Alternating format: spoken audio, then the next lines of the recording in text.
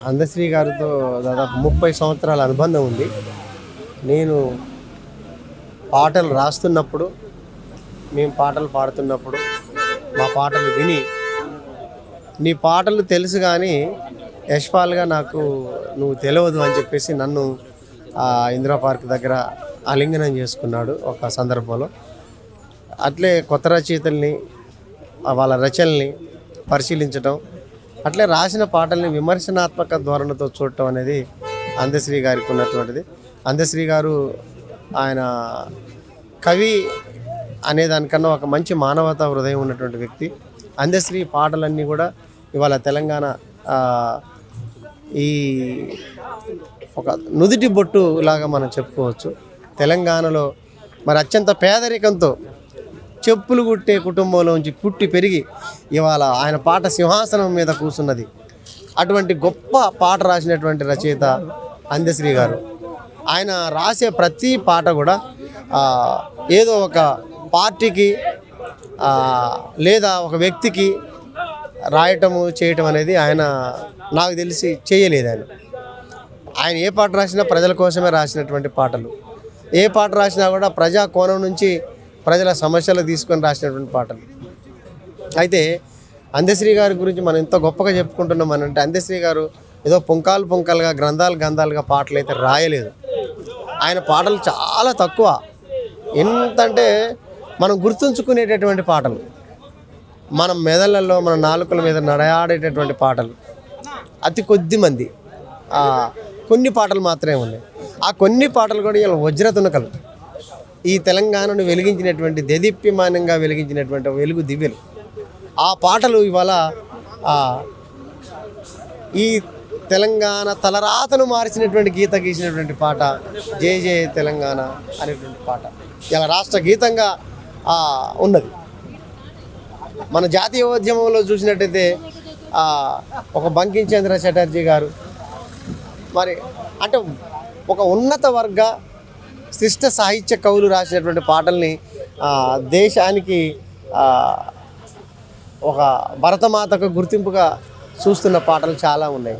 కానీ అత్యంత పేదరికం, అత్యంత అగర్భ దరిద్రం, అడుక్కు తినేటటువంటి కుటుంబము, గొర్రెలగాసిన కుటుంబం నుంచి వచ్చినటువంటి ఒక పేదవాడు,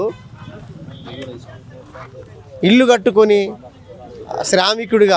ఇల్లు కట్టే శ్రామికుడిగా ఉన్నటువంటి ఒక పేదవాడు రాసిన పాటను ఇవాళ తెలంగాణ ప్రభుత్వం నెత్తిన పెట్టుకుందనంటే ఎంత గొప్ప కవి, ఎంత గొప్ప సాహిత్యకారుడు, అది మనం గుర్తుపెట్టుకోవాలి. తెలంగాణలో ఉన్నటువంటి అనేక మంది కవులకు కూడా ఆయన ఆదర్శప్రాయంగా తీసుకోవచ్చు. ఎందుకంటే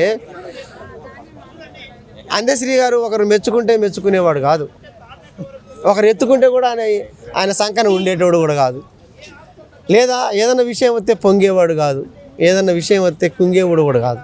గొప్ప విషయం అప్పుడు కానీ ఆయన అన్ని విషయాలలో సమభావంగా బతికినటువంటి వ్యక్తి. ఆయన మనసు కూడా అటువంటిది. మనం ఆయన్ని పొగిడించుకునే వ్యక్తి కాదు, పొగడమని చెప్పినా ఎవరినన్నా పొగడేవాడు కాదు. కాబట్టి సాధారణమైనటువంటి ఒక జనరల్ స్పెక్యులర్గా ఉన్నటువంటి వ్యక్తి. ఏ కవులకు అటువంటి మనస్తత్వం ఉండదు నాకు తెలిసి. కాబట్టి ఆయన పొగిడినా తిట్టినా ఏ సందర్భమైనా కూడా ఒకే తీరుగా ఉండేటువంటి వాడు అందశ్రీ. ఇకపోతే అందశ్రీకి సంబంధించినటువంటిది ఆయన ఎవరికి తలంచడని చెప్పుకుంటున్నప్పుడు ఈ పాట నాది అని గుండెల్లో పెట్టుకొని పాట పట్టుకొని దానికి ప్రణామాలు తిరిగిండు. నీ మీద అవాకులు చవాకులు బండలు పడుతున్నాయంటే నేను కొండలు వచ్చినా నేను పక్కకు జరగననే ధిక్కార స్వరంతో నిలబడ్డాడు. నిజంగా ఆయన ఈ కాలం పిరదౌసిగా నేను చెప్తున్నా. ఎందుకంటే గుర్రం జాషవ్ గారు రాసినటువంటి దాంట్లో పిరదౌసి రాజ్యాన్ని ధిక్కరించి నిలబడ్డ వ్యక్తి. అటువంటి వ్యక్తి ఈనాటి కాలానికి ఒక దిక్సూచిగా ఉన్న వ్యక్తి అందశ్రీ గారు, ఈనాటి పిరదౌసిగా చెప్పుకోవచ్చు. కవులు నిజంగా ఆదర్శవంతంగా తీసుకోవాల్సినటువంటి కవి. ఎందుకంటే ఇవాళ పాటను అమ్ముకుంటున్నటువంటిది, పాటను వేలం వేస్తున్నటువంటిది కనపడుతున్న సందర్భంలో కూడా ఆయన ధిక్కారంగా నిలబడి నా పాట నాది, ఈ పాట నేనే రాశాను అని చెప్పేసి చెప్పుకున్నాడు. మీకు అందరికీ తెలుసు, సమాజానికి తెలుసు, జయ జయ తెలంగాణను ఎవరు రాశారు ఏందనేది ఒక కాంట్రవర్సీ అవుతున్న సందర్భంలో నా పాట నిలబడ్డటువంటి వ్యక్తి అందశ్రీ గారు. అందశ్రీ గారు మరణం అనేది ఇక్కడ ఈ బట్టికే కాదు, తెలుగు ప్రజలు ఎక్కడున్న ఈ భూగోళం మీద వారందరూ కూడా బాధాకరం. ఇంకోటి ఏంటంటే అందశ్రీ గారు లోకకవిగా చెప్పుకుంటున్నారు. కారణం ఏంటంటే ఆయన చాలా నదుల్ని తిరిగాడు, నదుల్ని వెంట తిరిగాడు. అక్కడ అమెజాన్ నది నుంచి, నైల్ నది నుంచి, ఓల్గా నది నుంచి ఎన్ని నదులో తిరిగాడు. ఆ నదుల చుట్టూ తిరిగి ఆయన నది చరిత్ర రాయాలని అనుకున్నాడు. మేము చాలా సందర్భాల్లో కలుసుకున్నప్పుడు నదుల చరిత్ర ఎప్పుడు మొదలవుతుంది, దాన్ని ఎప్పుడు పూర్తి చేస్తామన్నా అని అడిగినప్పుడు ఖచ్చితంగా చేస్తా, నేను చేస్తా, అది గొప్ప కావ్యంగా నిలబడిపోద్దని చెప్పేసి అన్నాడు. దాన్ని పూర్తి చేయలేకుండా పోయాడు.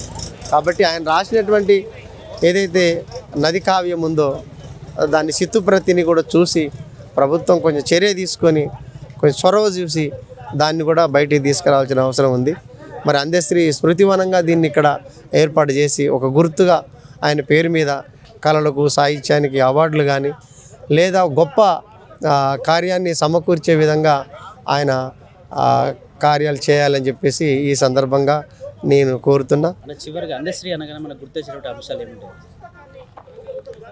అందశ్రీ అనగానే గుర్తుంచేటటువంటి ఇది చెప్పాలంటే ఒక్కటే, ఈ తెలంగాణ మణిమకుటం మీద నిలబడ్డటువంటి వజ్రతునక పాట జయ జయ తెలంగాణ. ఈ రాష్ట్రం ఉన్నంతకాలం, ఈ ప్రజలు ఉన్నంతకాలం ఆ పాట నిలబడుద్ది. ఆ పాట ఇవాళ ఈ తెలుగు పరిపాలన శిఖరం మీద నిలబడి రెపరెప ఎగురుతున్న పాటగా మనకు గుర్తుంటుంది.